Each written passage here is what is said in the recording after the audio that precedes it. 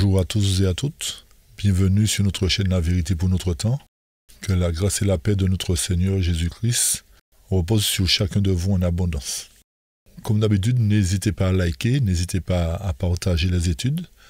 Pour ceux qui ne sont pas abonnés, n'hésitez pas à vous abonner dans le but de recevoir les autres études. Activez la petite cloche pour cela. Et n'oubliez surtout pas, comme nous le disons régulièrement, de prendre le temps d'écouter et de réécouter les études.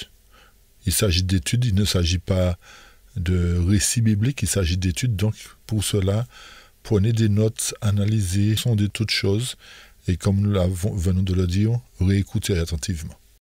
Alors, lors de notre premier volet sur l'ordre chronologique des événements de l'Apocalypse, nous avons compris que la révélation de Jésus-Christ commence proprement dit au chapitre 6 et non pas au chapitre 1 à 5. Pourquoi ? Parce que nous avons vu que selon le chapitre 1, Jean devait recevoir premièrement cette révélation dans le but de la partager aux églises deuxièmement. D'accord ? Donc il fallait que les 7 églises antitypiques, c'est-à-dire les églises de la Réforme, puissent venir à l'existence dans le but progressivement de rétablir les vérités qui avaient été abolies par le système papal. Et ceci devait conduire chaque église à ramener une partie de vérité comme la foi, le Saint-Esprit, la grâce, le baptême, parler du retour de Jésus, ce qu'a fait William Miller, mais nous avons compris qu'il y a eu un désappointement, qu'il y a eu quelque chose qui s'est passé, et nous avons particulièrement compris que pour que la révélation soit comprise, il fallait que le livre de Daniel, contenant les prophéties des derniers temps, puisse être décellé, puisque ce livre était scellé jusqu'au temps de la fin. Et nous avons compris que le temps de la fin commençait avec les premiers signes qui étaient le tremblement de terre de Lisbonne, ensuite l'obscurcissement du soleil et de la lune, ainsi que la chute des étoiles. Donc nous avons vu que ces événements se sont produits à la fin du XVIIe siècle et au début du XVIIIe siècle. Et l'autre signe que nous avions montré qui signalait que le temps de la fin allait commencer, c'était la chute de l'Empire ottoman. Donc il fallait que ces événements s'accomplissent pour que le temps de la fin commence. Et nous avons vu que, outre les autres églises de la Réforme qui ont pris naissance à partir de 1500, il fallait qu'une église, la dernière église, puisse venir à l'existence dans le but d'apporter la claire compréhension du sujet de Daniel, qui était les 2300 soirs et matins, le sanctuaire devait être purifié. Donc, ceci nous a amené à comprendre que tant que toutes les églises n'étaient pas venues à l'existence, la révélation de Jésus-Christ ne pouvait pas commencer et expliquer en fait. Et nous avons vu que la dernière église, d'après son nom, Laodicée, qui signifie peuple qui parle du jugement, il fallait que cette église vienne à l'existence pour qu'elle soit en mesure d'expliquer le jugement. Ceci nous avait montré qu'aucune des églises précédentes n'avait reçu ce don d'expliquer le jugement. Et c'est pour cette raison que quand on remonte dans l'histoire, beaucoup d'hommes se sont aussi trompés, comme William Miller, en pensant qu'au cours des années 1843-44, Jésus serait revenu. Il y a Wolf. Quand vous remontez dans l'histoire, il y a plusieurs hommes qui ont compris la même chose. Mais nous avons vu que ce n'était pas le retour de Jésus qui devait se faire, mais le passage de Jésus du lieu saint au lieu très saint, pour justement recevoir de la main de l'Ancien des Jours, qui est le Père, le livre contenant la révélation. Donc aujourd'hui, nous allons entrer dans la révélation de Jésus-Christ. Justement, nous allons apporter les explications du chapitre 6, 7, 8 et 9. D'accord ? Nous allons aborder ces 4 chapitres-là pour montrer leur chronologie, comment ces versets se placent dans la chronologie biblique. Et ensuite, dans l'autre volet, nous aborderons les chapitres 10, 11 et suivants. D'accord ? Ok. Alors, avant cela, prenons la position pour la prière, pour invoquer la présence de notre Dieu. Éternel, nous voilà prosternés devant toi pour te remercier pour tes bénédictions, tes bienfaits manifestés envers nous. Nous te rendons gloire, honneur, louange pour ta bonté, ta fidélité. Alors que nous ouvrions ta parole, comme d'habitude, nous avons besoin de ton Saint-Esprit pour nous éclairer, pour nous guider et pour permettre à tous ceux qui entendront ces paroles puissent aussi être touchés par ton Saint-Esprit et être en mesure de comprendre cette parole. Garde-nous en ta paix, fortifie-nous, bénis-nous, pardonne-nous une fois de plus et garde-nous, nous t'avons prié, au nom de Jésus ton Fils et pour ta gloire. Amen. Amen. Donc voilà. Alors, une fois qu'on a abordé chapitre 1, 2, 3, 4, 5, là maintenant nous entrons dans le chapitre 6 qui consiste à ouvrir le livre contenant la révélation de Jésus-Christ. Rappelez-vous que l'agneau seul était digne d'ouvrir le livre. Pour quelle raison? Parce que lui seul était venu donner sa vie pour l'humanité. Donc, l'ouverture de ce livre consiste à passer en revue toute l'histoire de l'humanité à travers le jugement. Et c'est là que nous comprenons que le jugement est très, très, très important, chers amis. Tout homme sur la terre devra passer par le jugement. Que ce soit à travers la première phase, deuxième phase, troisième phase, mais tout homme sur la terre devra passer par un jugement. Pour quelle raison? Parce que la Bible nous dit dans Ecclésiaste, chapitre 11, verset 9 déjà. Le texte nous dit « Jeune homme, réjouis-toi dans ta jeunesse, livre ton cœur à la joie pendant les jours de ta jeunesse, marche dans les voies de ton cœur et selon les regards de tes yeux. Mais sache que pour tout cela, Dieu t'appellera en jugement. » Donc, quel que soit ce que nous ferons, nous serons appelés en jugement. L'autre verset, verset 14, cette fois-ci dans le chapitre 12 d'Ecclésiaste, « Car Dieu amènera toute œuvre en jugement au sujet de tout ce qui est caché, soit bien, soit mal. » Donc, ici nous voyons que toute œuvre humaine précisément doit passer en jugement. Donc, automatiquement, ceci nous amène à comprendre clairement que s'il n'y a pas de censure d'après le dire de certains, il ne peut pas y avoir de jugement. Pourquoi? Quand nous remontons dans le type, à travers ce qui se passait dans la tente d'assignation, rappelez-vous que lorsque Moïse a établi la tente, l'Éternel lui a dit de construire cette tente d'après le modèle qui existe déjà. Donc forcément, si Moïse devait faire cette tente d'assignation pour permettre au peuple de se purifier, de confesser leurs fautes, etc., et que c'était d'après le modèle qui était dans le ciel, ceci prouve qu'à la fin du rite cérémoniel qui était une ombre des choses à venir, quelles choses à venir? Le fait que l'Éternel devait lui-même, à la place du sacrificateur, gérer cette affaire de purification. C'est ce qui était à venir. Donc, une fois que ce sacerdoce terrestre fut terminé, l'Éternel, comme nous venons de le dire, devait endosser son vêtement d'avocat pour défendre la cause des pécheurs repentants et par là même passer toute œuvre humaine en revue. Pour quelle raison, plus clairement? Parce que ce qui se produisait sur la terre, comme nous venons de le dire, était une œuvre de purification. C'est-à-dire que chaque jour, les enfants d'Israël présentaient un agneau, une offrande pour le pardon de leurs fautes. Et une fois par an, se déroulait le jour des expiations, c'est-à-dire le jour du grand pardon, où le sacrificateur entrait dans le lieu très saint pour confesser les fautes de tous les croyants, de tous ceux qui avaient présenté leur offrande durant toute l'année, et ceci consistait à effacer symboliquement les fautes des croyants repentants. Pourquoi symboliquement? Parce que réellement, cela allait se faire dans le sanctuaire céleste, puisque aucun homme n'avait le pouvoir d'ôter les péchés.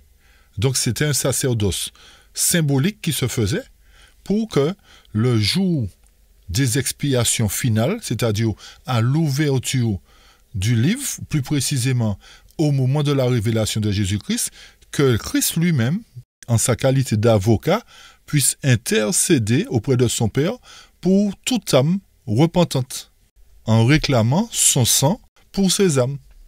Pour cela, justement, les péchés de toutes les nations, de tous ceux qui ont vécu sur la terre, devaient être consignés dans le livre qu'allait ouvrir l'agneau.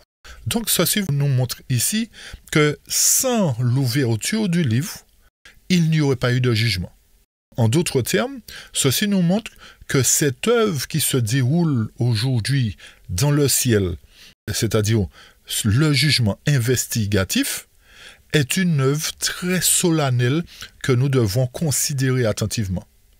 Malheureusement, beaucoup d'entre nous n'avons pas compris cela, et c'est pour cette raison que certains considèrent que tout le monde est sauvé déjà, la loi est abolie, etc. Donc pas de loi, pas de sanction, pas de rien du tout en fait. Donc, à travers l'ouverture du livre contenant les 7 sceaux, l'Éternel devait passer en revue le passé, le présent et le futur de l'humanité. À travers ce jugement, pour conserver dans le livre le nom de tous ceux qui sont aptes à être sauvés. Donc ça voudrait dire que pour que nous soyons sauvés, chers amis, ce ne seront pas les œuvres qui nous qualifieront en fait, mais c'est notre foi, notre confiance en la parole et notre mise en pratique de la parole qui vont nous qualifier pour être sauvés. C'est-à-dire avoir un caractère semblable à celui du Christ. Marcher plus précisément dans l'obéissance à toute la parole de Dieu. À partir de cela, lorsque l'agneau ouvre le livre, puisque lui seul est digne de l'ouvrir, il ouvre le premier sceau. Que représentent les sceaux? Plus précisément, lisons pour bien comprendre ce que le texte nous dit. Pour cela, nous irons dans Manuscrit volume 9, page 7. Des citations que nous avions déjà présentées dans le passé lorsque nous avions touché l'étude sur les sceaux. Mais là, nous sommes dans la révélation et dans la chronologie de l'Apocalypse. Donc forcément, nous sommes obligés de commencer par les sceaux, puisque lorsqu'il ouvre le livre, c'est par les sceaux qu'il commence. Ok? Donc, le texte nous dit, le livre aux 7 sceaux contient l'histoire du monde. Ça, c'est déjà une chose. Le livre aux 7 sceaux contient quoi? L'histoire du monde, pas l'histoire de l'Église chrétienne, comme certains nous le font croire. Ok? L'histoire du monde. L'histoire du monde, retenez bien, comme nous l'avions dit dans le passé, ne commence pas à l'ère chrétienne. Donc, le texte poursuit et nous dit, « Et je vis dans la main droite de celui qui est assis sur le trône, c'est-à-dire le Père, un livre écrit en dedans et au dehors, scellé de 7 sceaux. Et je vis un ange puissant qui proclamait d'une voix forte qui est digne d'ouvrir le livre et d'en rompre les sceaux. » Et bien entendu, personne dans le ciel, ni sur la terre, ni sous la terre ne peut ouvrir le livre, ni y jeter un regard. Et suivez la suite. Et écoutez bien la suite. Là, dans sa main ouverte, c'est-à-dire la main du Père, se trouvait le livre. Quel livre? Le rouleau de l'histoire des providences de Dieu. Quand on parle des providences de Dieu, du plan de Dieu. Ensuite, l'histoire prophétique des nations et de l'Église. Donc, dans ce rouleau, dans cette révélation, est contenu, comme nous l'avions dit tout à l'heure, tout le plan de l'humanité, en passant par le jardin d'Éden, pour arriver jusqu'à la fin de l'histoire prophétique des nations et de l'Église. Donc, en ouvrant ce livre, nous serons à même de comprendre tout le plan de la rédemption en passant par l'étape prophétique, qui nous amènera à comprendre l'histoire des nations et l'histoire de l'Église. Vous ne vous êtes jamais posé la question pourquoi, en français, on appelle ce livre l'Apocalypse? Lorsqu'on parle d'Apocalypse, on parle de quelque chose de catastrophique, d'hécatombe, etc. Donc c'est pour cette raison que beaucoup font des films sur l'Apocalypse, estimant que c'est quelque chose qui nous fait peur. Mais lorsqu'on considère le terme révélation véritablement, et d'ailleurs pourquoi on n'a pas gardé révélation, puisque c'est effectivement une révélation de Dieu. L'Éternel nous révèle tout son plan dans ces chapitres. Donc, en gardant le titre révélation, effectivement, ça voudrait dire que l'Éternel nous révèle un mystère, nous révèle son plan. Si on ne regarde pas le titre Révélation, eh bien, on ne va pas comprendre les choses. On va croire que le livre de l'Apocalypse, c'est quelque chose de compliqué, de difficile, et qu'il n'y a que des catastrophes qui sont citées dans ce livre. Non. C'est vraiment le plan de Dieu. Donc, il nous a dévoilé le plan à la fin de la Bible, chers amis. À la fin de la Bible, il nous a pris le temps de nous dévoiler tout ce plan-là, qui passe par le jugement, qui se déroule à travers le sanctuaire. Donc, vous voyez l'importance pour nous de comprendre ce livre-là. Et la raison pour laquelle aussi, beaucoup de personnes avant nous ont dit que ce livre-là était scellé. Mais ce n'est pas ce livre-là qui est scellé, c'était le livre de Daniel qui était scellé. Ce n'est pas l'Apocalypse qui était scellé. Ok? Donc, tout ça nous prouve que ceci est à notre portée. Mais malheureusement, on a fait de ce livre-là quelque chose de compliqué. D'ailleurs, quand vous commencez le chapitre 1, il est marqué Révélation de Jésus-Christ. Il n'est pas marqué Apocalypse de Jésus-Christ. C'est Révélation. Donc, en français, on veut toujours changer les choses pour tordre le sens encore, pour nous égarer. Vous voyez notre problème? Enfin, que voulez-vous? Donc, l'autre paragraphe nous dit « Il contenait les paroles divines, son autorité, ses commandements, ses lois, tout le conseil symbolique de l'Éternel et l'histoire de toutes les puissances dominantes dans les nations. » Donc, ce rouleau, cette révélation contient quoi, chers amis? Les paroles divines. Donc, si nous ne considérons pas l'histoire des sceaux, si nous ne considérons pas cela à sa juste valeur, nous rejetterons les paroles divines. Nous rejetterons l'autorité. Nous rejetterons les commandements, comme certains le font. Nous rejetterons ses lois.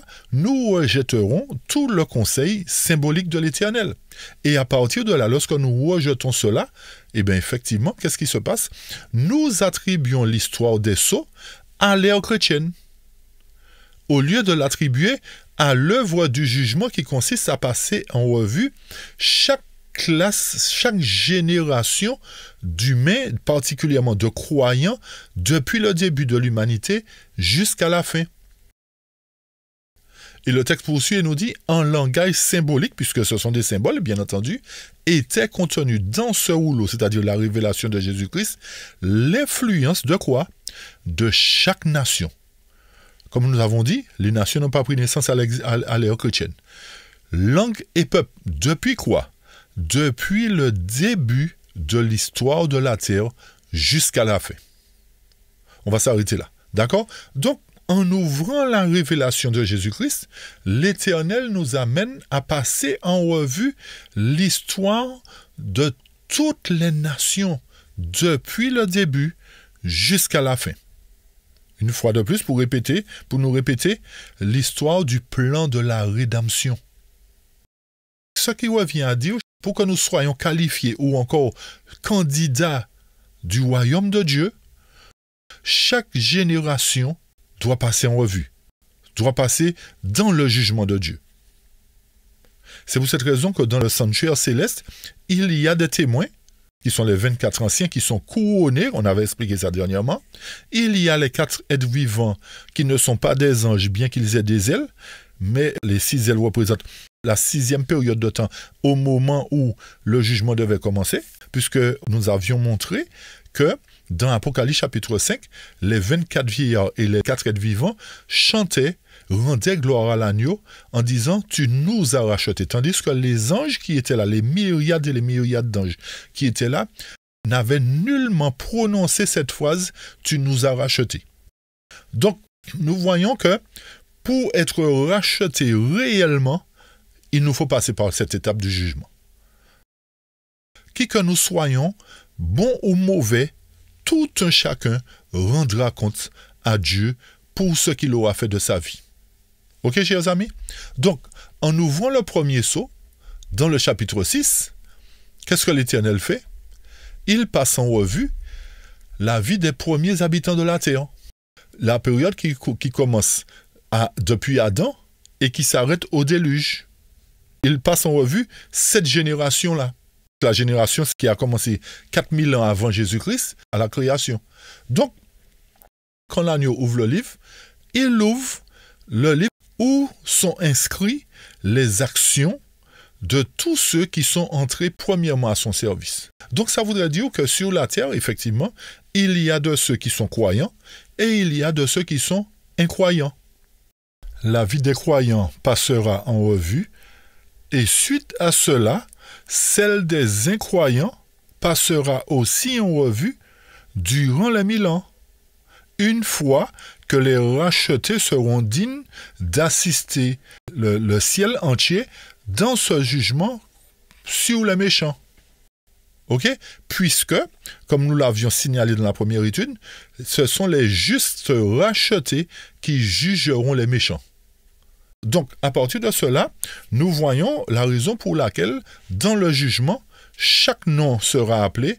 La vie de tout un chacun qui sont entrés au service de Dieu vont passer en revue à travers le jugement investigatif. Lorsque vous parlez d'investigation, par exemple dans certains films, lorsque vous entendez les policiers dire on va investiguer, c'est-à-dire on va faire une enquête. Mais l'enquête sera révélée par le fait que les anges des cieux, c'est pour cette raison que dans le sanctuaire, à travers le jugement, il y a des myriades et des myriades d'anges, c'est que chaque ange qui sera présent ouvrira le livre de notre vie, en fait, va présenter cette investigation. Lorsque l'investigation sera menée pour chaque nom, le livre de notre vie sera ouvert. OK? Et chaque ange va noter, en fait, avec exactitude nos faits et gestes. C'est pour cette raison que nous avons, chacun de nous, un ange à nos côtés, que nous le voulions pas, que nous soyons bons ou méchants, chers amis. Chacun de nous, nous avons un ange à côté de nous, qui note tous nos faits et gestes. Et pour quelle raison il note? Parce qu'au grand jour du jugement, que certains appellent le jugement dernier, qui n'ont pas compris, qui pensent que c'est une catastrophe, le jugement dernier se déroule dans le ciel, chers amis. Ce n'est pas une catastrophe, mais c'est une œuvre juste qui se passe dans le ciel. OK? Donc, cette investigation sera menée à travers les livres, les notes que les anges auront pris depuis notre naissance jusqu'à notre mort. OK? Maintenant, il y a de ceux qui ne vont pas mourir, puisqu'il y a les premiers fruits de la moisson, les vivants, les deuxièmes fruits de la moisson qui ne vont pas mourir, mais l'Éternel, à travers les notes que les anges prendront de notre vie, eh bien aussi, les vivants vont passer en jugement. À partir de cela, qu'est-ce qui se passe ensuite? Il y a le deuxième sceau qui s'ouvre. Le deuxième sceau qui commence du déluge jusqu'à Abraham, puisque le déluge a mis fin à une génération de personnes, d'accord? Le deuxième sceau s'ouvre avec le cheval rouge. Rappelez-vous que le premier sceau était représenté par un cheval blanc, d'accord? Et pour information, chers amis, n'oublions pas que ce sont des symboles. Il y a un cavalier qui domine le cheval, d'accord, qui est assis sur le cheval. Donc, lorsque le cavalier est dessus, c'est lui qui gère, qui dirige le cheval. Prenons un exemple pour bien comprendre cela. Rappelez-vous que les animaux présentés dans Daniel, chapitre 7, 8, 9, etc., à travers le lion, l'ours, le léopard, ces animaux représentaient la terre, représentaient le monde d'une manière générale. Lorsqu'on parle du monde, on parle de la terre et ses habitants. Lorsqu'on parlait dans l'empire babylonien qui dominait le monde, on parlait de un empire mondial. OK? Donc, lorsqu'on fait le parallèle avec les chevaux représentés dans les sceaux, les chevaux ne peuvent que représenter l'état du monde à partir des différents sceaux. OK? Les chevaux représentent la condition du monde à travers les différents sceaux. Donc, comme le premier sceau commence à partir d'Adam, ceci nous révèle que la terre était encore dans sa pureté à l'époque d'Adam, d'où la couleur du cheval blanc. Bien qu'Adam ait péché, mais ça n'empêche que la terre n'avait pas encore atteint le niveau de corruption. Le niveau de corruption, la corruption a commencé véritablement après le déluge. Vous vous rappelez, chers amis, revoyez l'histoire. OK? Donc, lorsque nous considérons le cheval blanc, il représente la condition de la terre qui était dans une condition pure, on va dire. OK? Une condition de pureté. Et le cavalier qui était sur le cheval représente celui à qui Dieu avait confié la direction de la terre. Qui est la personne à qui Dieu avait confié cela? Adam. Donc ça voudrait dire que toute la génération d'Adam jusqu'au déluge était considéré comme étant encore dans un état de pureté. C'est pour cette raison que la parole de Dieu nous parle d'un cheval blanc. Ok? Lorsque nous considérons le deuxième cheval, le deuxième sceau, qui est représenté par un cheval rouge, nous voyons que le cavalier qui surmonte le cheval a une épée dans sa main. Et à partir de cela, le texte nous dit que la paix fut enlevée de la terre ou ôtée de la terre. Donc, ça voudrait dire que après le déluge, lorsque la corruption a envahi le monde, il y a eu l'érection de la tour de Babel, etc. Et il y a eu la confusion qui a commencé et la guerre a commencé là. Donc, forcément, le deuxième cavalier et le cheval rouge représentent la condition de la terre où le sang a commencé à couler. Vous allez me dire, oui, mais le sang d'Abel a coulé. Mais ce n'était pas encore à un niveau élevé. Ce qui a provoqué la mort d'Abel, c'était par rapport à l'adoration, la vraie adoration face à la fausse adoration. Okay?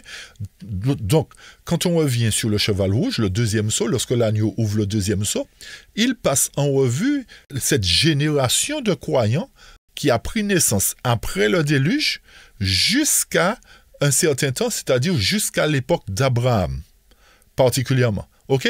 Donc, pour revenir sur la couleur du cheval démontre la condition de la terre où la paix fut ôtée de la terre. Donc, la couleur rouge signifie que le sang, les guerres ont commencé à se faire sur la terre. Pour quelle raison? Parce que c'est à ce moment-là que les royaumes ont pris naissance. C'est à ce moment-là que tous les royaumes ont pris naissance, puisque à la tour de Babel, il y a une confusion de langage. Donc forcément, vu que les gens ne se comprenaient pas, la guerre a éclaté.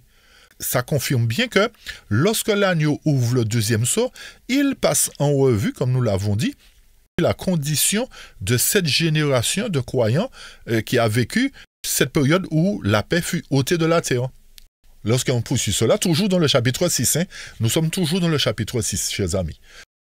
Et ça va nous faire aussi une révision des études que nous avions déjà présentées. Ok?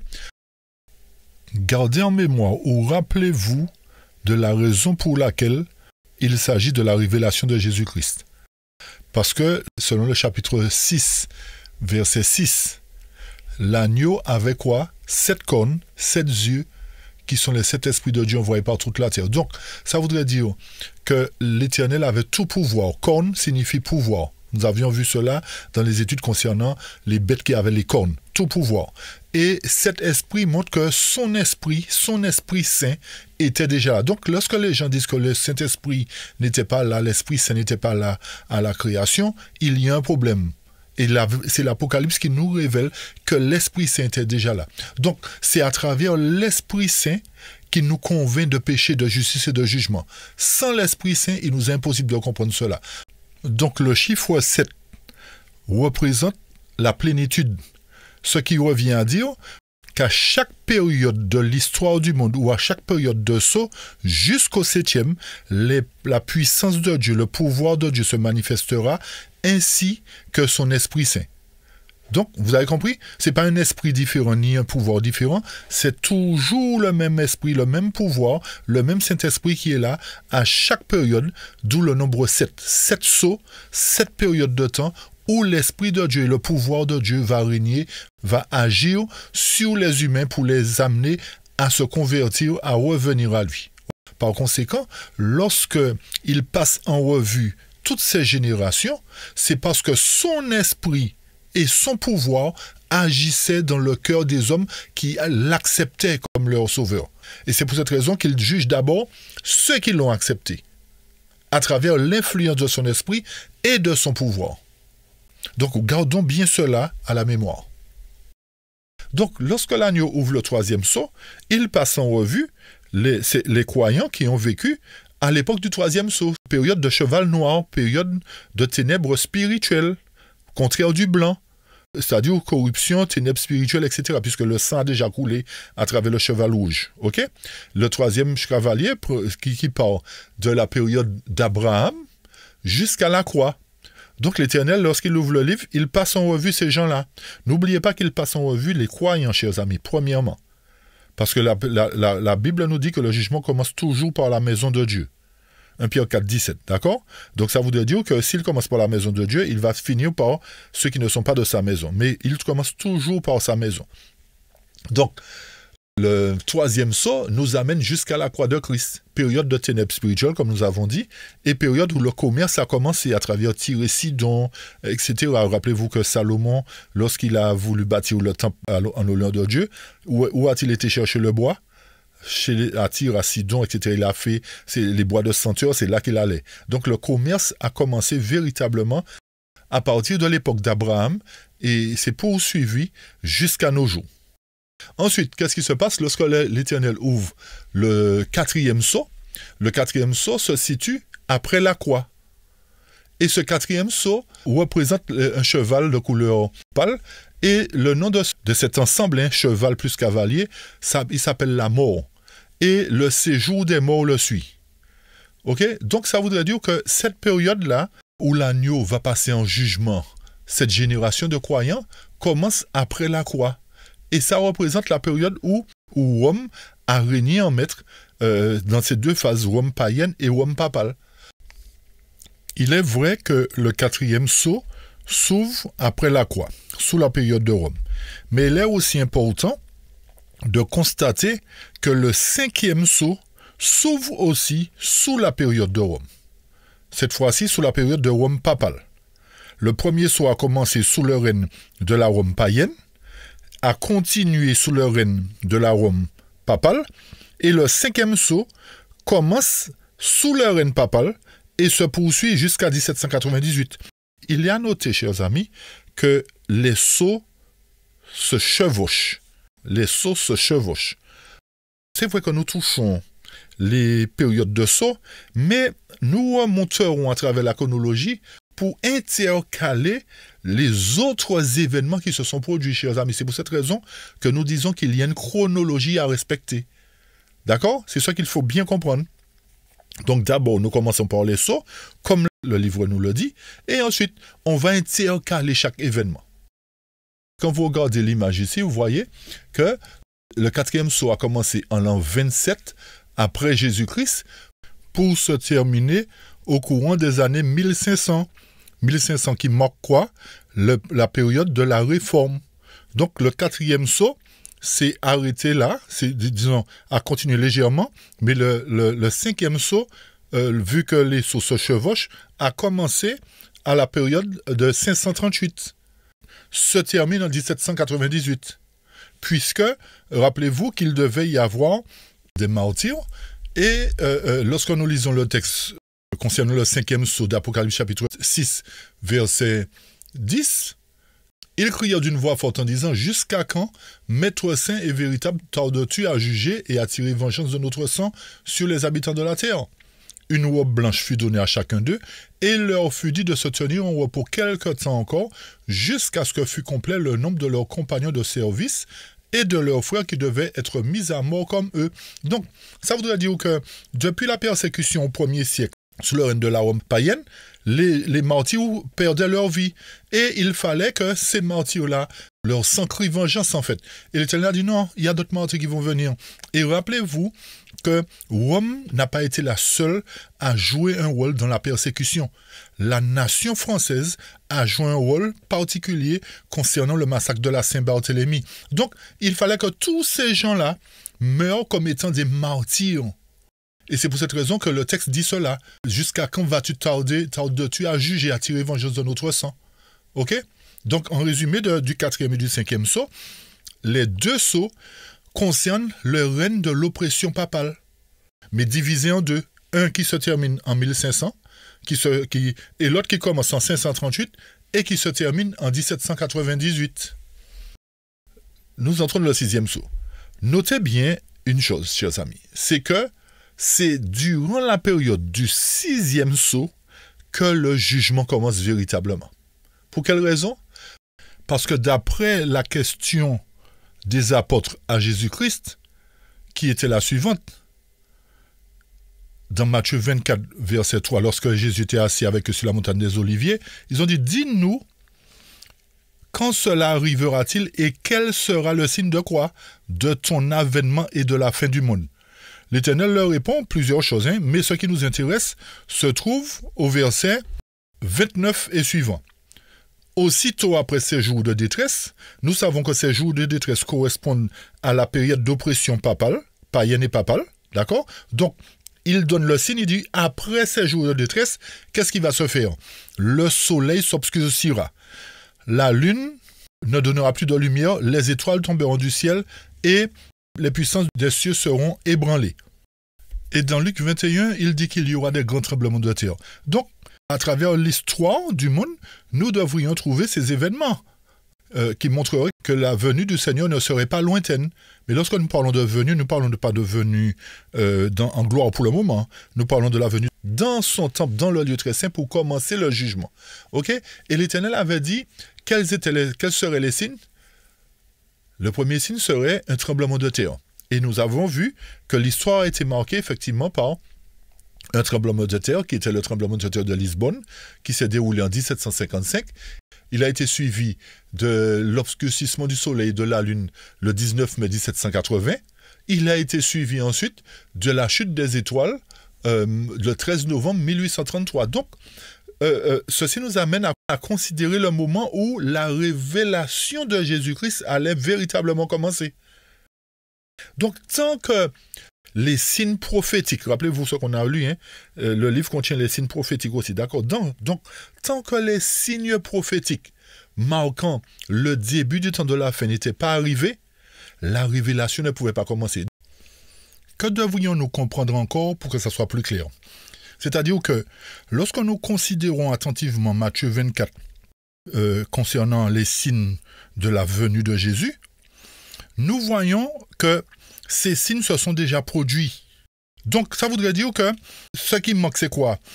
L'événement qui reste à s'accomplir pour que cette fois-ci, Jésus revienne en gloire, c'est la deuxième phase du jugement qui consiste à passer en revue le cas des vivants. Tout ceci nous montre, chers amis, que nous sommes véritablement à la fin et que lorsque débutera le jugement des vivants, là nous saurons encore plus clairement que nous sommes dans la fin. Nous sommes arrivés à la fin de toute chose. Parce que l'étape qui va suivre, c'est l'évangile prêché au monde. Et ensuite Jésus revient. Donc nous sommes dans la dernière ligne droite concernant les événements de la fin. Ceci nous montre que le temps de la fin a commencé avant la fin de la période de Rome, puisque le signe du temps de la fin a commencé en 1755 jusqu'en 1833. Donc ça a commencé, les signes ont commencé avant la fin de la période romaine et se sont poursuivis jusqu'en 1833, chers amis. Et qu'est-ce qui s'est produit en 1833, vous vous rappelez? Selon l'histoire, eh bien, comme nous l'avions dit tout à l'heure, William Miller, qui était un fermier, a compris dans la Bible qu'il y avait une venue du Seigneur. Mais malheureusement, il s'est trompé sur l'événement et il pensait que Jésus devait revenir sur la terre alors que ce déplacement-là devait se faire d'un lieu à un autre dans le ciel. Et notez bien, pour information, que d'après l'histoire aussi, que ce n'est pas seulement William Miller qui s'est trompé, mais beaucoup d'autres avant lui, depuis les années 1600, ont eu la même vue que William Miller, la même finalité que William Miller, c'est-à-dire que Jésus devait revenir. Et quand vous relirez l'histoire, vous irez dans Tragédie des siècles, chapitre 20, pour ceux qui veulent le lire, chapitre 20, vous vous rendrez compte qu'il y a un homme du nom de Wolfe qui a parcouru la Terre, qui a parcouru différentes régions du monde, qui s'est rendu compte que, mis à part lui, retenez bien que Wolfe est venu avant William Miller, mis à part lui, il s'est rendu compte que beaucoup d'autres peuples, et il a même rencontré la tribu de Dan au Yémen, qu'il disait que, d'après leur compréhension de la Bible, il devait y avoir quelque chose qui allait se passer au courant des années 1800 et quelques. D'accord? Donc, ceci nous prouve que le moment n'était pas arrivé pour que Dieu dévoile l'explication des 2300 soirs et matins. Pour quelle raison encore, nous avions dit? Parce que le livre de Daniel n'était pas décelé à ce moment-là. Donc Wolfe ne pouvait pas le comprendre. Ceux qui étaient avec lui ne pouvaient pas le comprendre. Ils ont tous convergé dans le même sens pour dire qu'il s'agissait du retour de Jésus en gloire. Mais lorsque la dernière église est venue, c'est là que le livre de Daniel a été décelé et que la compréhension a été plus claire et qu'à ce moment-là, cette église dont le nom est la Odyssée, peuple qui parle du jugement, a été en mesure d'expliquer que ce n'était pas la venue de Jésus sur la terre, mais que c'était son passage du lieu saint au lieu très saint pour commencer, pour ouvrir le livre contenant le sceau, et ceci devait se faire durant le 6e sceau.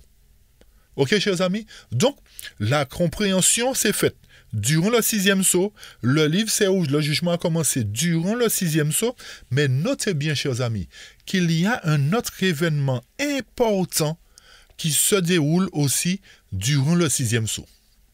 Donc, avant de passer au 7e sceau qui se trouve dans le chapitre 8, et avant de toucher les versets 14 à 17 du chapitre 6, puisque le chapitre 6 se divise en deux parties en fait. Les versets 14 à 17 que nous allons voir tout à l'heure auront un autre accomplissement. Ok, nous reviendrons de tout à l'heure.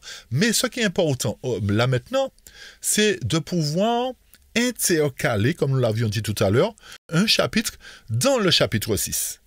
Plus particulièrement, intercaler le chapitre 7 que vous voyez ici. Vous êtes-vous déjà posé la question, pour quelle raison l'Éternel n'a pas terminé le chapitre 6 avec le 7e sceau? C'est parce qu'il y a une raison, chers amis, à cela. Et remarquez bien ce que Dieu a fait. Pour montrer la différence entre les deux phases du jugement, l'Éternel a intercalé avant le 7e sceau le chapitre 7 d'Apocalypse, de la Révélation. Et que contient le chapitre 7? Versets 1 à 8 premièrement, le scellement des 144 000. Ceci revient à dire qu'avant que ne s'ouvre le 7e sceau du chapitre 8, l'Éternel nous fait savoir que durant la période du 6e sceau doit se terminer la période de scellement des 144 000. Et voilà la raison pour laquelle l'Éternel n'a pas achevé le chapitre 6 avec le 7e sceau, mais l'a placé dans le chapitre 8 qui correspond au jugement des vivants. L'Éternel nous fait savoir que le scellement doit se terminer avant. Autrement dit, le scellement se situe dans la période du 6e sceau et va s'achever avec la période du jugement des morts. Vous avez bien compris, chers amis? Donc, dans le 6e sceau, à l'heure où nous parlons, se déroule encore le jugement des morts. Lorsque le 6e sceau se ferme, il se ferme aussi avec la période de scellement, de marquage. Pour que, suite à cela, au chapitre 8, commence le jugement des vivants à travers la demi-heure de silence. Et c'est suite à cela que le reste du chapitre 7 va s'intercaler à ce moment-là, c'est-à-dire les versets 9 à 17, concernant la grande foule. Cette partie du chapitre 7 va s'intercaler cette fois-ci dans le chapitre 8, c'est-à-dire durant la période du 7e sceau. Vous avez bien compris, chers amis? Nous reprenons cela. À l'heure où nous parlons, le jugement des morts continue et est sur le point de s'achever. Il va s'achever à quel moment? Le seul poteau indicateur que nous avons, c'est la guerre de Zacharie 14. Lorsque cette guerre se fera entre les nations occidentales et orientales, toutes ces nations qui se joindront à Jérusalem pour l'attaquer, c'est à ce moment-là que le 6e sceau va se fermer avec le jugement des morts, ainsi que le scellement des premiers fruits, pour s'ouvrir dans le chapitre 8 avec le jugement des vivants et, suite à cela, le rassemblement de la grande foule. Donc, le jugement, c'est-à-dire la séparation de l'ivraie et du bon grain, concernant ceux qui ont été scellés dans le 6e sceau, cette séparation se fera, c'est-à-dire au 7e sceau. Vous avez bien compris, chers amis? Donc, ne confondons pas scellement et séparation. Scellement, c'est marquage. Séparation, c'est destruction des méchants d'entre les bons. OK?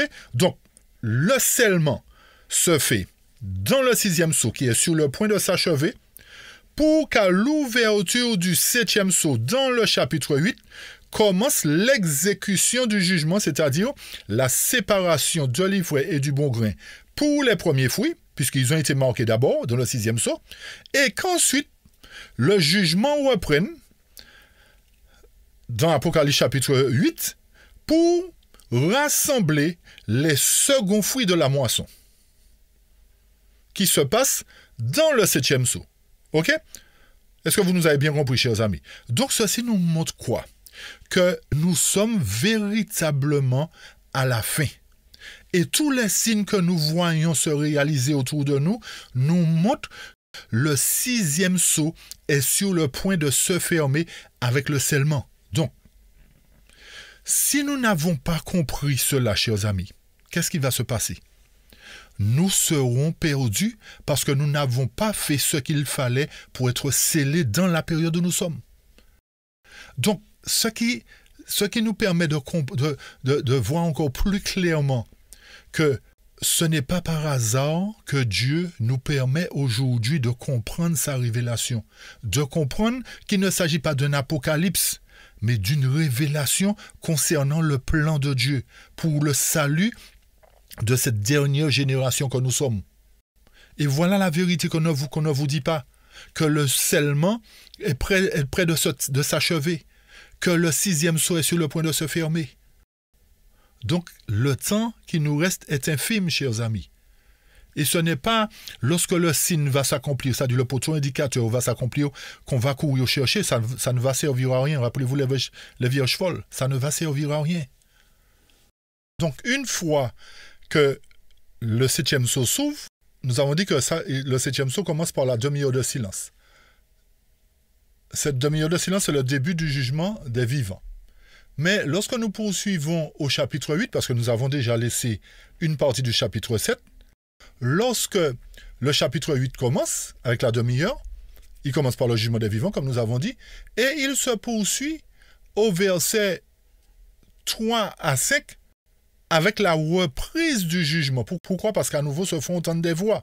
Donc ça voudrait dire qu'après la demi-heure de silence qui consiste au jugement des premiers fruits, c'est-à-dire l'exécution du jugement, reprend le jugement dans le sanctuaire pour les seconds fruits. D'accord? Une fois que ça se fait, ça consiste à quoi, le jugement des seconds fruits? Pour que nous puissions comprendre clairement, ce jugement des seconds fruits va consister à quoi? Il va se passer comment? C'est-à-dire que lorsque le grand cri sera proclamé, cette grande foule sera à la fois scellée et jugée en même temps. Parce que c'est le 7e sceau qui met fin à l'histoire de toutes les périodes de scellement. Comme nous avons dit, il y a une différence entre les premiers fruits et les seconds fruits. Les premiers fruits ont eu une période de temps pour être scellés par rapport à la vérité, parce que c'est eux que Dieu choisirait pour terminer l'œuvre, donc ils étaient obligés de maîtriser la parole, de comprendre la parole, d'être des élites, en fait, pour que suite à cela, ils aillent appeler la grande foule durant le 7e sceau pour les amener à sortir de Babylone. Donc, s'ils n'ont pas un message puissant, s'ils ne sont pas remplis de la puissance du Saint-Esprit, comme à l'époque des apôtres, après le Saint-Esprit en puissance dans la chambre haute, ils ne seront pas en mesure, ils ne pourraient pas être en mesure d'aller dans le monde en vainqueur et pour vaincre. OK? Donc, ce qui revient à dire que, à ce moment-là, se situe le chapitre 7, trouve son accomplissement, le chapitre 7, à nouveau, versets 8 à 17, c'est-à-dire au moment du grand cri. OK? Donc, le chapitre 7 s'intercale, lui, à ce moment-là, le chapitre 7, versets 9 à 17, s'intercale dans le chapitre 8, versets 3 à 5. OK, chers amis? Remarquez bien un autre point concernant les 6 premiers sceaux. Ces 6 premiers sceaux concernent les enfants de Dieu qui ont fait alliance directement avec lui. OK? tandis que le 7e sceau concerne les autres enfants de Dieu qui étaient dans d'autres bergeries et qui seront appelés à sortir de ces bergeries pour venir dans la principale bergerie de l'Éternel. Vous avez compris, chers amis? Donc, 6 sceaux concernant la bergerie de Dieu, proprement dit, depuis Adam, etc., etc., d'accord, Israël d'antan, etc., et le 7e sceau concerne les autres enfants de Dieu qui n'étaient pas encore dans la vraie bergerie. Est-ce que vous nous suivez? Donc l'Éternel ne fait rien par hasard, chers amis. Il ne mélange pas les choses. Il fait la distinction entre ceux qui sont légitimes et ceux qui n'étaient pas légitimes, mais qui se sont greffés au tronc. Vous nous suivez? Donc la grande foule sera greffée au tronc, chers amis, à ce moment-là. Et cette grande foule deviendra participant de la nature divine. J'espère que tout cela devient plus clair. Très bien. Maintenant, nous revenons sur le chapitre 6, versets 14 à 17, qui a une double application. Ce chapitre 6-là nous dit quoi? Versets 14 et 17. Les versets 14 à 17 nous montrent effectivement, nous parlent de la fin de l'histoire du monde. Donc, quand vous lisez le chapitre 6, jusqu'au verset 13, ça concerne les sceaux. Les versets 14 à 17 concernent la fin de l'histoire du monde. Pour quelle raison? Parce que le verset 14 commence et nous dit « Le ciel se retira comme un livre qu'on roule, et toutes les montagnes et les îles furent remis de leur place. » Ça vous rappelle quoi? Lorsque Jésus dira « C'en est fait, les îles disparaîtront, etc. » Ça veut dire qu'à la fin des fléaux, le verset 14 va trouver son accomplissement. Les versets suivants, écoutez bien ce qui va se passer. Les rois de la terre, les grands, les chefs militaires, les riches, les puissants, tous les esclaves et les hommes libres se cachèrent dans les cavernes et dans les rochers des montagnes. Ils disaient aux montagnes et aux rochers, tombez sur nous et cachez-nous devant la face de celui qui est assis sur le trône et devant quoi? La colère de l'agneau, car le grand jour de sa colère est venu et qui peut subsister. Donc, ceci nous amène à comprendre que ces gens-là qui se cacheront dans les montagnes et les rochers, les riches, les puissants, etc., ils se cacheront au moment où le jugement va commencer, le jugement des vivants va commencer, c'est-à-dire à travers la demi-heure de silence. Vous nous suivez? Et ça va s'étendre jusqu'à la fin. Pourquoi? Parce qu'ils vont subir la colère de l'agneau. Ça voudrait dire quoi? Que ces gens-là qui vont courir se cacher sont à la fois des méchants, inconvertis, mais aussi le fait qu'ils subiront la colère de l'agneau seront considérés comme étant des inconvertis dans l'Église, dans la maison de Dieu, qui n'ont pas été conformes, puisqu'ils subiront la colère de l'agneau. Et rappelez-vous, chers amis, pour faire le lien avec tout cela, encore une fois, nous revenons sur les vierges folles. Les vierges folles, qu'est-ce qui s'est passé pour elles? Lorsqu'elles ont entendu « voici l'époux », ça voudrait dire qu'elles avaient entendu dire que l'époux devait venir et qu'il y avait des événements qui devaient marquer l'arrivée de l'époux. Rappelez-vous que ce que nous avons dit dans Matthieu, les apôtres avaient dit quel sera le signe de ton avènement? L'Éternel avait dit que vous verrez des signes dans le soleil, dans la lune, tremblement de terre. Donc, ça voudrait dire qu'à partir du 6e sceau, nous sommes entrés dans le temps de la fin. Et que lorsque les vierges folles se rendront compte véritablement que le poteau indicateur, qui est quoi? Cette guerre de Zacharie 14 dont nous parlons, lorsqu'elles verront cela s'accomplir à Jérusalem, pas avec la Russie et l'Ukraine, non, chers amis, mais à Jérusalem, toutes les nations seront rassemblées à Jérusalem. Donc lorsqu'elles entendront cela et qu'elles se diront, mais ceux qui prêchaient cela avaient raison alors. Allons les voir, allons essayer de voir s'il n'y a pas moyen de comprendre plus clairement ce qu'ils disaient. Il sera trop tard. Donc, qu'est-ce qui va se faire? Ces gens-là, sachant qu'elles sont perdues, vont essayer de se cacher. Dire, mais Seigneur, nous sommes perdus. Rappelez-vous, chers amis, que la raison pour laquelle nous disons cela, c'est que lorsqu'elles sont venues devant la salle des noces, c'est-à-dire lorsqu'elles ont compris qu'il y avait un jugement qui devait se mettre en place et que le maître de la maison, le maître de la salle des noces leur a dit « Mais qui êtes-vous? Qu'est-ce que vous venez chercher là? Sortez, allez là où il y a des pleurs et des grincements dedans. » Parce qu'elle pensait que, en fait, le fait d'être chrétien simplement faisait d'elle, les 5 vierges Cholin, des gens sauvés d'office. Et c'est là qu'elles se sont rendues compte que ce n'était pas le cas. Il fallait croire en toute la vérité.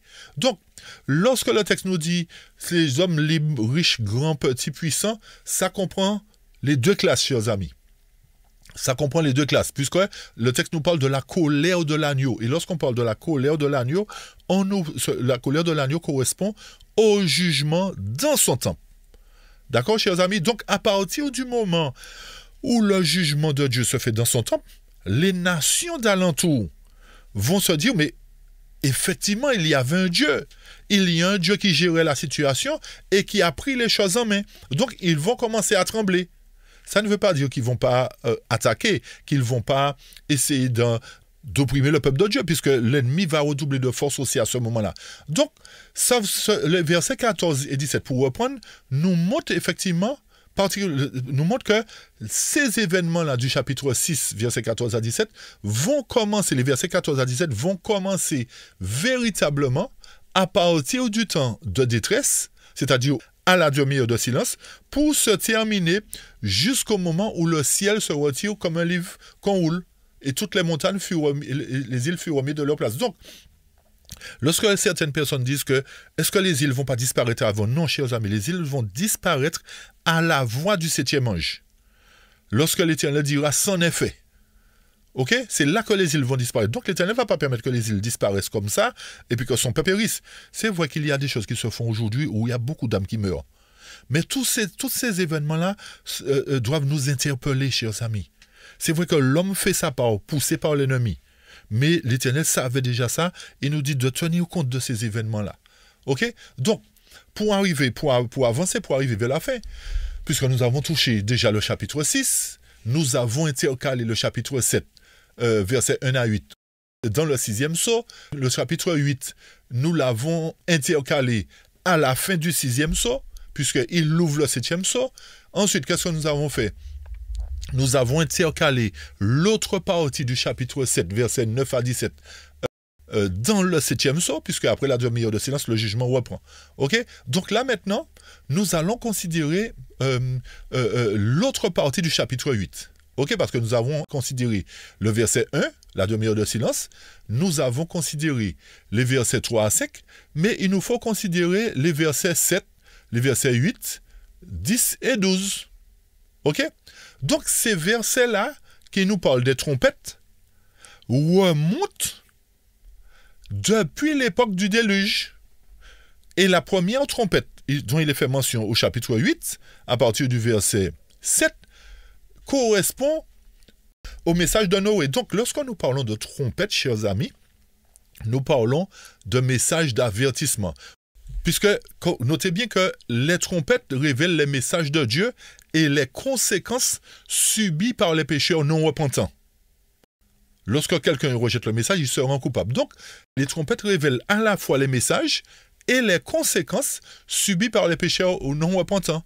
D'accord? Donc, le premier message qui a été adressé a été celui de Noé. Ok? Donc, le chapitre 8, verset 7, trouve son accomplissement à l'époque de Noé, puisque les sceaux et les trompettes avancent de pair. Lorsque nous parlons de sceaux, nous parlons de période de scellement. Lorsque nous parlons de trompette, nous parlons de messages et de conséquences. Ok? Donc, une période de sceaux ne peut pas avancer sans un message. C'est pour cette raison que l'Éternel a coupé l'histoire du monde en 7 périodes. Donc, 7 périodes de scellement, 7 périodes de messages. Ok?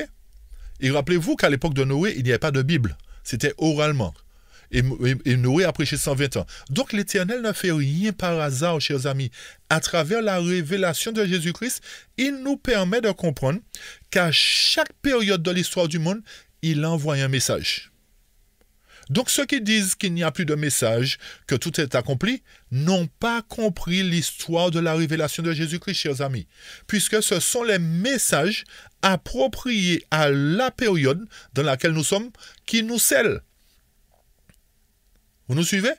Donc, lorsqu'on a considéré la première trompette, la deuxième trompette correspond au mouvement de l'Exode, puisque après le déluge, qu'est-ce qui s'est passé? Il y a eu effectivement la confusion, et suite à cela, il y a eu Abraham qui est venu, le père de la foi qui a été suscité, et le père de Dieu avait dit qu'à partir de cela, ses descendants seront nombreux comme le sable de la mer.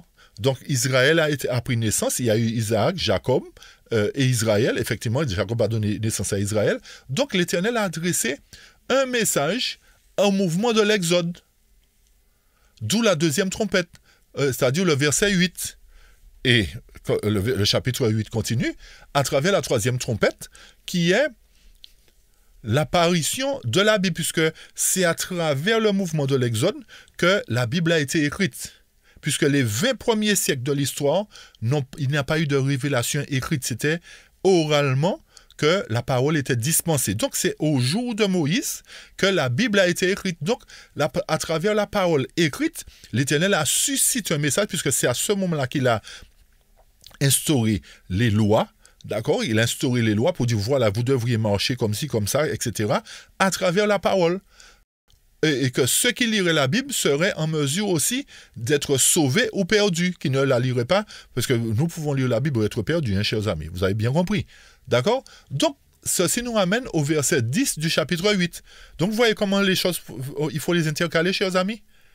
Nous avons ouvert le chapitre 8 avec la demi-heure de silence, verset 1, nous avons vu le chapitre 3, verset 5, qui se situe dans la période du 7e sceau. Le verset 2, qui nous parlait des trompettes, nous voyons que les trompettes ont commencé durant chaque période de sceau. On trouvait leur accomplissement dans la même période de chaque sceau, chers amis. OK? Lorsque nous considérons la quatrième trompette nous ramène à l'époque où le royaume d'Israël fut assujetti par Babylone. Ok?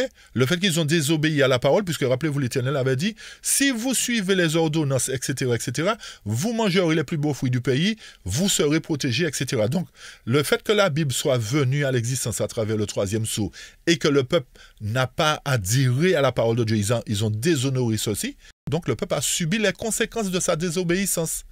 Ce qui revient à dire, chers amis, que, pour arriver vers la fin, que les 4 premières trompettes correspondent à la période de l'Ancien Testament, chers amis. Lorsque vous lisez Apocalypse chapitre 8, il est fait mention de 4 premières trompettes et les autres trompettes, qui sont des trompettes de malheur, se situent au chapitre 9. Disons, 2 trompettes se trouvent au chapitre 9 et la dernière trompette se trouve au chapitre 11. Donc nous allons nous arrêter aux 2 avant-dernières trompettes, on va dire, qui se trouvent au chapitre 9, versets 1 à 21, disons tout le chapitre 9, ce qui revient à dire que ces deux trompettes-là, c'est-à-dire la 5e et la 6e, se placent dans la période du Nouveau Testament. Ok? La 7e aussi, hein, se place dans la période du Nouveau Testament, mais on va voir ça après, la 7e trompette. Donc, lorsque nous parlons de la 5e trompette, elle parle de l'avènement de Jésus-Christ. À partir du moment où Christ est venu, c'est là que la 5e trompette a trouvé son accomplissement.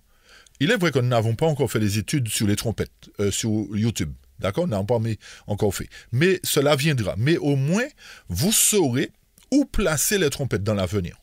Lorsque nous ferons, les choses deviendront plus claires, nous apporterons les explications sur les symboles, et ceci deviendra plus clair. Donc, il nous faut déjà comprendre la chronologie, pour que lorsque nous lirons, nous aborderons toutes les prophéties, que nous soyons à même de dire, bon voilà, cette prophétie-là va là, c'est comme le puzzle, comme nous disions dans le passé, chaque pièce va trouver sa place. Mais si nous ne comprenons pas la chronologie, si nous ne comprenons pas la révélation de Jésus-Christ, nous ne pourrons pas comprendre la chronologie, chers amis. OK? Donc, pour terminer, comme nous l'avons dit, le chapitre 9 qui vient après le chapitre 8 nous montre que les 2 trompettes contenues dans le chapitre 9 se place dans la période du Nouveau Testament. Particulièrement, ça commence légèrement avant la croix, puisque la 5e trompette parle de l'avènement de Christ. Et la 6e trompette nous parle des messagers, c'est-à-dire des messagers qui auront une mission à accomplir. Nous n'allons pas tout dévoiler aujourd'hui, mais ceci sera lié avec un autre chapitre d'Apocalypse, que nous allons expliquer par la suite. OK? Donc, en gros, chers amis, pour cette partie, j'espère que cela n'a pas été trop compliqué pour vous. OK? J'espère que cela n'a pas été trop compliqué et que vous avez déjà pu comprendre que les chapitres s'intercalent les uns entre les autres. Et s'il faut retenir quelque chose, chers amis, avant de terminer, il faut comprendre que l'époque dans laquelle nous sommes va marquer la fin du jugement des morts pour commencer sur le jugement des vivants. Ceci revient à dire que à l'heure où nous parlons, le scellement ou le marquage du peuple de Dieu, c'est-à-dire des premiers fruits, est sur le point de s'achever. Lorsque se ferme le 6e sceau, il se ferme avec le scellement des premiers fruits. Nous sommes à la fin du scellement et cette guerre de Zacharie 14 sera le poteau indicateur qui nous montre que l'Éternel va passer du 6e sceau au 7e sceau. Et lorsque le 7e sceau commence, qu'est-ce qui se passe? La demi-heure de silence, c'est-à-dire la séparation de l'ivraie et du bon grain. Ensuite, le jugement reprend pour les seconds fruits. Donc, j'espère que ceci a été clair pour chacun de nous. Et je souhaite que nous puissions vraiment comprendre, chers amis, que le temps qu'il nous reste est précieux et qu'à travers tous les événements qui se déroulent, nous devons nous réveiller. Nous devons être prêts de croire à toute la parole de Dieu. Pas de mémoriser toute la parole de Dieu, chers amis, mais de croire que l'Éternel a un plan pour nous, a un plan pour ses enfants, un plan de paix et non un plan de malheur, un plan où il va susciter son peuple pour aller dans le monde en vainqueur et pour vaincre. Donc, si nous voulons faire partie de ce peuple, c'est-à-dire les premiers fruits, luttons de toutes les forces que Dieu nous donne. Maintenant, si nous devons descendre dans la tombe, descendons dans la tombe marqués par le sceau de Dieu, marqués par le sceau de la vérité, pas du sabbat, non, mais le sceau de la vérité, selon Éphésiens 1,14, si ma mémoire est bonne. Donc, c'est la vérité qui doit nous sceller. Donc, à partir de ce moment, chers amis, si nous rejetons la vérité, nous sommes presque perdus. Pourquoi je dis presque perdu? Parce qu'il y a encore un petit peu de grâce. Mais lorsque le poteau indicateur, peut-être quand j'insiste dessus, lorsque le poteau indicateur qui est la guerre dont Donald Trump a parlé, il a dit qu'Israël ne va pas perdre. Mais Israël va perdre, chers amis. Qu'il le veuille ou non. Parce que c'est l'Éternel qui a dit qu'ils vont perdre. Et c'est suite à cela que la loi du dimanche va sortir. Donc, ce n'est pas à partir de la loi du dimanche que nous allons nous préparer. Arrêtons une fois de plus de nous faire tromper. C'est maintenant que nous devons être prêts. Nous n'aurons pas de choix à faire pendant la loi du dimanche parce que à ce moment-là, les enfants de Dieu qui ont reçu toute la vérité mais qui n'ont pas tenu qu'à ne verront même pas la loi du dimanche. C'est-à-dire les impénitents dans la maison de Dieu livrés ne verront même pas la loi du dimanche parce que à la fin du scellement, ceux qui sont marqués, sauvés, ceux qui ne sont pas marqués, perdus. Donc, ils ne verront même pas la loi du dimanche. OK, chers amis? Donc, il est temps pour nous de nous réveiller et de comprendre le plan de Dieu. Que ce plan-là passe par le jugement. Une fois le jugement des morts fini, il commence par les vivants. OK? Donc, plaise à Dieu que vous puissiez comprendre cela et que vous puissiez vous réformer. Pour tous ceux qui veulent nous rejoindre, nous avions lancé l'invitation dans l'autre étude. Tous ceux qui veulent nous rejoindre sur notre plateforme Zoom, chers amis, où nous étudions chaque sabbat après-midi, vous serez les bienvenus, chers amis. Sur notre plateforme Zoom du samedi après-midi, on avait mis le lien déjà. S'il faut, on va le remettre à la fin de l'étude. On va l'afficher pour vous, pour que vous puissiez avoir le code Zoom. Nous commençons notre moment de partage à 14h30. précisément, mais à partir de 14h, la plateforme est ouverte déjà. Donc ceux qui veulent entrer déjà et puis patienter dans la salle avec un petit peu de musique seront les bienvenus. Mais notre programme va commencer à 14h30. Donc, chers amis, pour finir, que l'Éternel nous garde, que l'Éternel nous bénisse et que nous puissions laisser le Saint-Esprit agir en chacun de nous, afin que nous ne perdions plus de temps à des choses qui ne nous rapportent rien, mais que nous puissions véritablement nous consacrer au service de Dieu pour que nous soyons comptés parmi ceux qui seront sauvés, que nous soyons vivants ou morts. Mais l'essentiel, c'est d'être scellés. Alors, soyez bénis, chers amis. Nous vous donnons rendez-vous pour la suite de l'étude concernant les autres chapitres, puisqu'il y a encore beaucoup de choses à dire. Nous ferons une petite révision, bien entendu, mais il y a encore beaucoup à dire. Alors, abonnez-vous, comme nous l'avons dit, et partagez cette étude. Que le nom de Dieu soit béni et que toute la gloire lui revienne dès maintenant et pour toujours au siècle des siècles. Amen. Amen.